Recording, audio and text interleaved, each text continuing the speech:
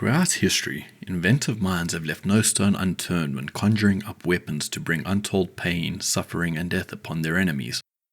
From smaller contraptions such as the brazen bull, which was used to bring about a slow, agonizing demise to any unlucky soul unfortunate enough to find themselves in the belly of the beast, to terrifying monstrosities like the atom bomb, which can wipe out entire cities and all of their inhabitants in the blink of an eye. But for every weapon that went on to torment civilization, there are many more that were so unconventional that they either never left the realm of imagination, or they were so unwieldy that their real-world use was severely limited and they served merely as tools of psychological intimidation. Today, we'll be taking a look at some of these strange weapons from our not-too-distant past. Archimedes, the legendary Greek mathematician, engineer, and astronomer, is credited with numerous groundbreaking discoveries. But one tale that stands out among the rest is that of Archimedes' heat ray. According to historical accounts, Archimedes built a device comprising of a series of strategically arranged mirrors or polished metal surfaces, which focused sunlight into a powerful beam, which was used to set enemy ships ablaze during the siege of Syracuse in the year 212 BCE. The concept, known as burning mirrors, had been explored by various civilizations, including the ancient Egyptians and Romans. However, many challenges stood in the way of creating such a device, such as the precision required to align the mirrors accurately, or the practicality of using a heat ray during raging battle. And while the idea of setting enemy ships on fire from a distance may sound impressive for the time, in practice, it would be quite impractical to use. Not only would it require a clear line of sight to the target, making it ineffective in adverse weather conditions or against moving ships, but the sheer size of the heat rays would make moving it into position, let alone repositioning it during battle, quite a feat. In 2004, the concept was put to the test by the Mythbusters, who declared the myth to be busted, noting that to have any effect, the mirror array would have to be impractically large. Today's historians all seem to agree that Archimedes' heat ray never actually existed, as historical accounts of the siege of Syracuse make no mention of the heat ray, which is surprising considering that it was such a remarkable weapon. Next on our list is the Gustav gun, which was an immense railway gun developed by Nazi Germany during World War II. It was the largest artillery piece ever built and held a fearsome reputation. The Gustav gun was the largest caliber rifled weapon ever used in combat, and the heaviest mobile artillery piece ever built, weighing in at a staggering 1,350 metric tons. It had a length of over 47 meters and required a crew of around 2,000 soldiers to operate it, and due to its sheer size, it required a specialized railway track for transportation and deployment. The Gustav gun was an engineering marvel and symbol of Nazi Germany's military ambitions, specifically designed to attack heavily fortified targets such as the Minho Line and impart psychological terror on enemy forces. The gun fired massive projectiles that weighed around 7 tons and were capable of easily destroying concrete fortifications and penetrating thick armor. Only 2 of these behemoths were ever built. The first, dubbed Schwerner Gustav, was used in the siege of Sevastopol, where it took 4,000 men to get the gun into firing position. The gun was used to fire upon multiple targets, bombarding them with 30,000 tons of artillery ammunition and laying waste to the city of Sevastopol.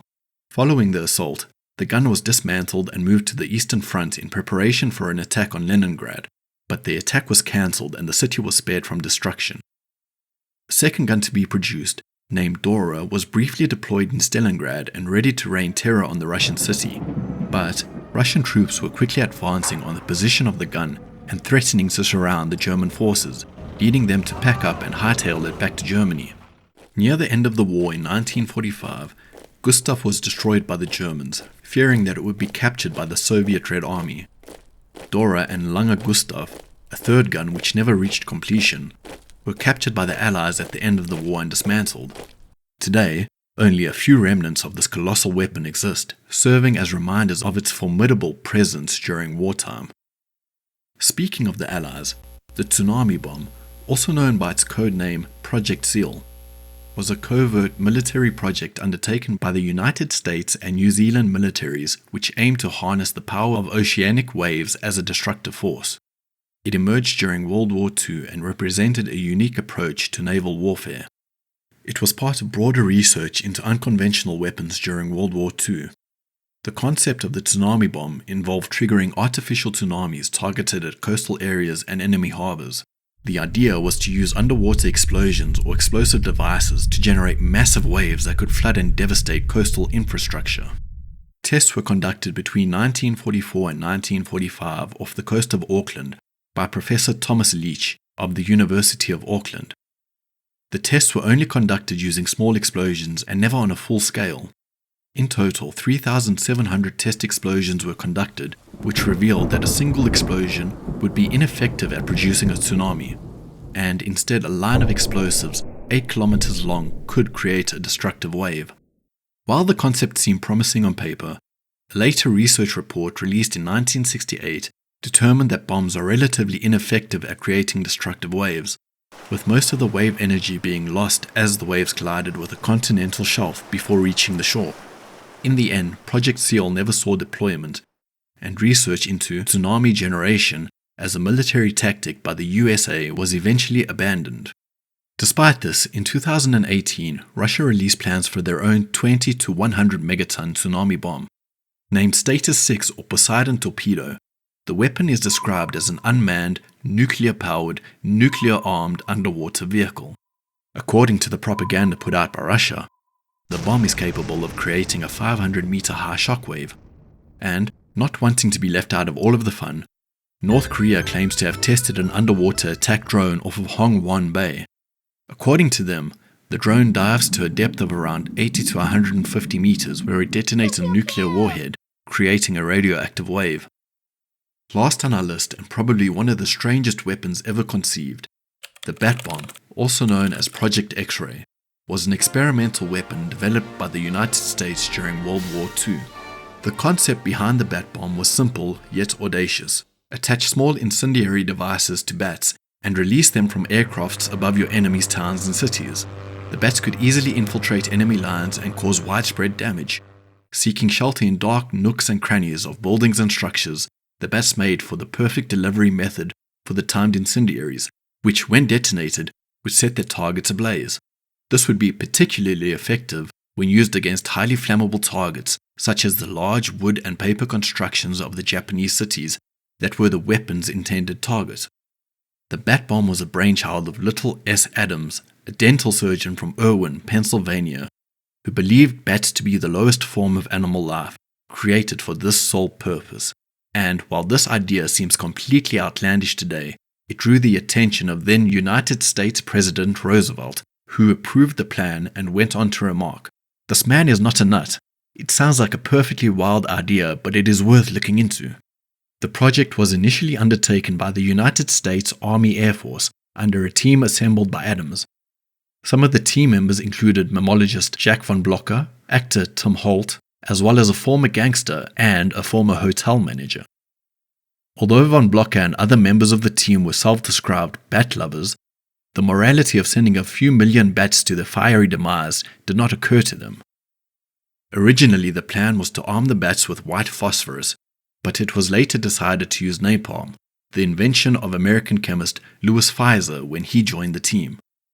Tests carried out determined that an individual bat weighing only 14 grams could carry a relatively large payload of 15 to 18 grams. The napalm was stored in small containers dubbed H2 units, which were glued to the front of the bats. The bomb carrier, or should we say Batmobile, was a metal tube approximately 1.5 meters in length, which was fitted with 26 circular trays, each measuring 76 centimeters in diameter. This meant that each bomb carrier could hold up to 1,040 bats. The plan was for the carrier to be dropped from an airplane over its target. Once the carrier had descended to an altitude of 1,200 meters, a parachute would be deployed to slow its fall, and then the sides of the bomb carrier would open up, allowing the bats to disperse. The program suffered a number of setbacks, including one incident at the Carlsbad Army Airfield Auxiliary Base in New Mexico, when armed bats were accidentally released.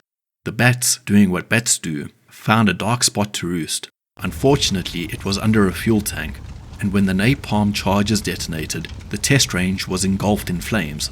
Following this incident, the project was moved under the control of the US Navy and then to the Marine Corps, who subsequently moved it to the Marine Corps Air Station at El Centro in California. Following several experiments, it was decided to conduct a definitive test on the Japanese village, which was a mock-up of a Japanese city built at the Dugway Proving Grounds test site in Utah. The test produced optimistic accounts, with the chief of incendiary testing at Dugway writing, "A reasonable number of destructive fires can be started in spite of the extremely small size of the units. The main advantage of the units would seem to be their placement within the enemy structures without the knowledge of the household or fire watchers, thus allowing the fire to establish itself before being discovered." With this success, more tests were scheduled to take place between mid-1944, but the program was ultimately cancelled by Fleet Admiral Ernest J. King due to concerns that the program would only be combat-ready by mid-1945.